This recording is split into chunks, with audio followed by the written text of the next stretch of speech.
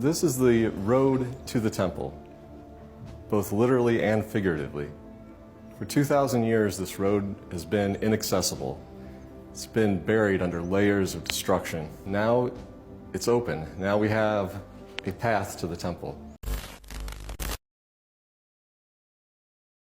Kamakailan lang naging usap-usapan yung mga balita patungkol doon sa underground path sa Jerusalem. At ito pong underground road na ito, unti-unti itong binubuksan sa publiko. So ito pong underground road na ito po ay kilala bilang Pilgrimage Road o Step Street. Isang sinaunang daan na nag-uugnay mula po doon sa Pool of Siloam, paakyat doon sa Temple Mount noong panahon ng Second Temple. Sa panahon po ito ng pamamahala ni Pontius Pilate. So tinawag po itong Pilgrimage Road dahil dito po dumadaan ng mga Hudyo mula sa iba't ibang lugar ng Israel at karatig bansa tuwing may malaking kapistahan tulad na lamang po ng Passover, Pentecost at Tabernacles. Mahalaga po itong daanan na ito kasi bago sila umakyat sa templo, naliligo muna sila doon sa Pool of Siloam bilang bahagi ng ritual na paglilinis.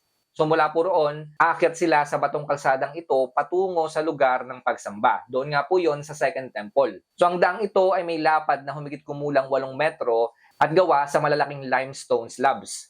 Sa ilalim po nito, may drainage system na ginagamit din ng mga Hudyo bilang taguan noong pag-atake ng mga Romano sa Jerusalem noong 70 AD.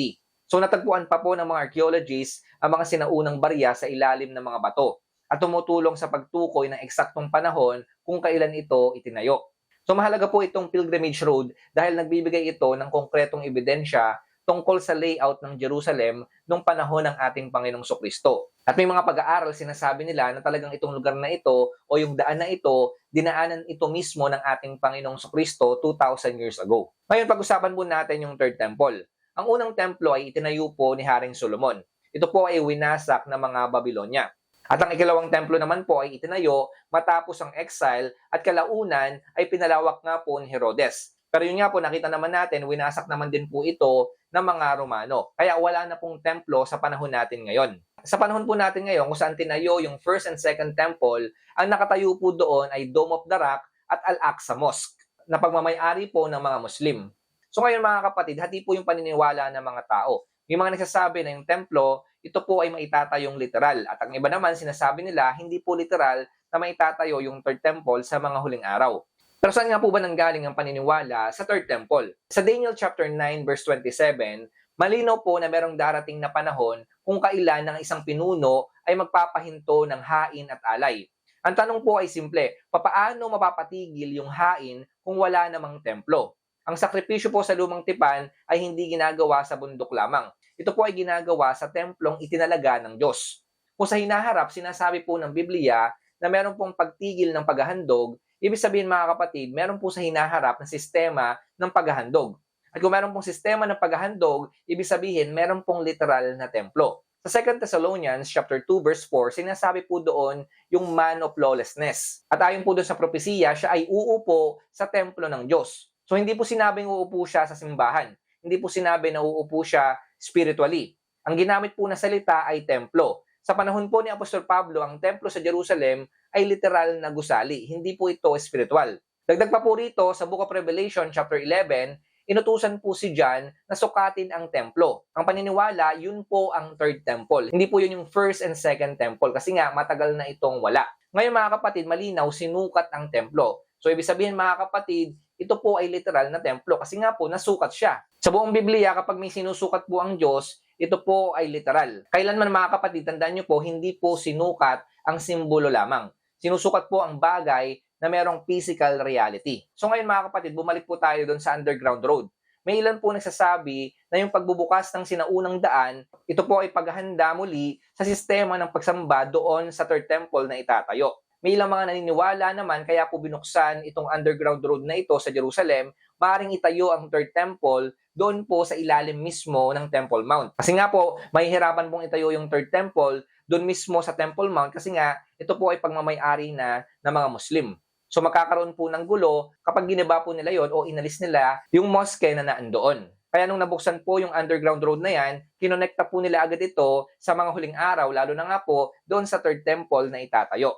Pero mga kapatid, tandaan po natin, wala pong sinasabi sa Biblia na nagsasabing kapag nabuksan ang isang lumang daan, ay maitatayo na yung third temple. At wala rin pong sinasabi yung Biblia na maitatayo yung third temple sa ilalim o sa underground. Kaya mga kapatid, ngayon makikita po natin na wala pong koneksyon yung underground road o yung pilgrimage road sa itatayong third temple. Ang alam nating malinaw na sinasabi sa propesiya na magaganap, maitatayo ang third temple. Ngayon, wala pa po tayong siguradong eksaktong lokasyon kung saan po ito itatayo. Ang alam po natin, may mga organization ngayon tulad ng Temple Institute na naghahanda na po ng mga kagamitan at kasuotan para sa posibleng pagpapatayo ng third temple. So ang mga nasa likod po niyan ay hindi mga Kristiyano kundi mga Hudyo. So naniniwala rin po sila na may tatayo po ulit yung templo doon po sa Temple Mount. At ito na nga po yung tinatawag natin na third temple. Alam naman po natin na itong Temple Mount, ito po yung isa sa pinaka-controversial na piraso ng lupa sa buong mundo. Sa mga Hudyo, alam naman po natin na dito po sa lugar na ito yung lugar na kung saan itinayo yung unang templo ni Solomon at yung ikalawang templo nung panahon ng Panginoong Kristo. Sa mga Islam naman, sa lugar na ito, dito umakyat ang kanilang propeta na si Muhammad. Sa mga Kristiyano naman po, ito ang sentro ng ministeryo ng ating Panginoong Kristo sa kanyang huling linggo bago siya ipako sa krus. So napakahalaga rin po ng lugar na ito. So isipin nyo na lamang po, 3 pangunahing relihiyon sa mundo ang may malalim na claim sa iisang lugar. Kaya hindi po basta-basta magagalaw yung Temple Mount. Kasi nga po, ang Temple Mount ay nasa ilalim ng Islamic Waqf Administration, habang ang security naman ay kontrolado ng Israel. So sa ganitong pagkakataon, ito po ay sensitibo. Kahit maliit na pagbabago ay maaaring magdulot ng malawakang tensyon. Kaya ang ideal ng literal na pagpapatayo ng third temple ay hindi lamang spiritual issue. Ito po ay maaaring magdulot ng global conflict. Kaya nga sinasabi nila, imposible na maitayo yung third temple sa panahon natin ngayon. Kasi nga po mga kapatid, magkakaroon ng gera o gulo kapag naitayo ang third temple. Pero alam naman po natin mga kapatid, wala pong imposible. Nakasulat po yan sa propesiya. Hindi natin alam, kapag lumabas na po yung Antikristo, kahit sabihin po natin na magkakaibang relihiyon, kaya niya pong pag-ayusin yan. Kaya niya pong pag-isahin yan. At yun nga po, pwedeng maitayo ang third temple sa pamamagitan ng Antikristo. Kasi nga po, siya yung magbibigay ng kapayapaan sa buong mundo. Kaya mga kapatid, wag po nating isipin na imposible na maitayo yung third temple sa Temple Mount. So ngayon, sa pamamagitan po ng pilgrimage road na ito na binuksan muli sa publiko after 2,000 years, ito po ay nagpapatunay ng historical reality ng Second Temple worship system. Pinapakita po nito na yung Jerusalem na nabanggit sa Biblia, hindi po ito katang-isip. Ito po ay totoong lugar, totoong lungsod, at totoong sentro ng covenant history. So ito pong underground road na binuksan sa Jerusalem, wala po itong koneksyon doon po sa third temple na itatayo. Pero mga kapatid, ito po yung nagsasabi sa atin na totoo yung Biblia at totoo yung mga mangyayari sa hinaharap. Totoo po yung mga propesiya na sinasabi ng Biblia. Ngayon mga kapatid, tandaan nyo po ito, no? Yung third temple na inaasahan nating mga Kristiyano at ng mga Hudyo, hindi po yan yung ating pag-asa. Yung third temple, kasama lamang po yan sa mga propesiya na mangyayari. Kailangan po matayo yan para matupad yung ilang mga propesiya na sinasabi sa Biblia.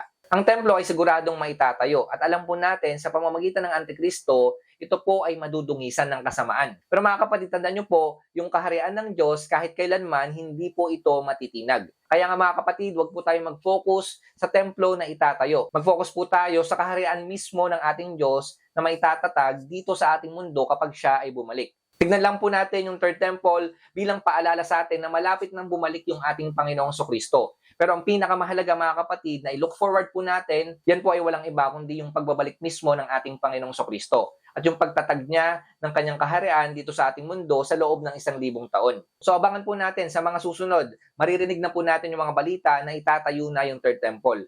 At kapag naitayo na yung third temple, sigurado mga kapatid, babalik na yung ating Panginoong Kristo.